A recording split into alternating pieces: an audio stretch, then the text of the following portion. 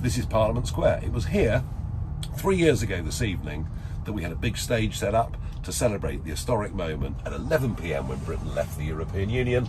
There were tens of thousands of people here, possibly over 100,000 people here. And at that moment of 11 o'clock, euphoria, we'd done it. Not only had we left the European Union, but we'd fought back against an establishment that had done everything for over 3 years to thwart the result of the referendum. So how's it looking today, 3 years on? Well, on the one hand, we are now self-governing. We're making our own decisions, although, has to be said in economic terms, we're making some very bad ones.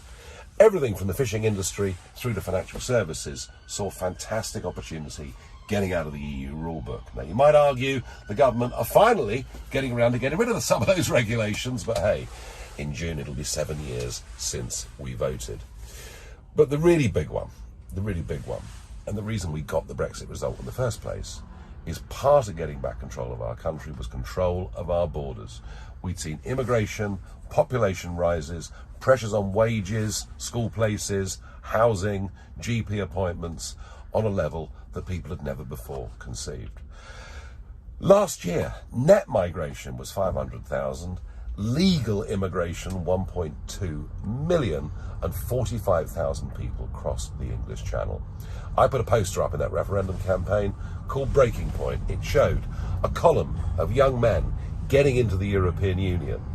With Brexit, the message was we could stop this happening to our country, and it hasn't. And I think it's fair to say, 3 years on, for those millions of people who voted primarily to get back control of our borders, to get immigration numbers down, what this Conservative government has delivered is nothing short of a betrayal.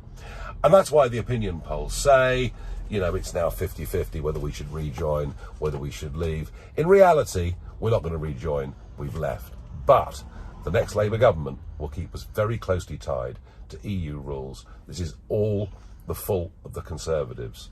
And whilst we were all here celebrating, up the road at Downing Street, Boris Johnson very modestly banged a little gong. It's almost as if, given the responsibility of having to do the job, they didn't quite know what to do, and that's because they never actually believed in it. So am I disappointed 3 years on?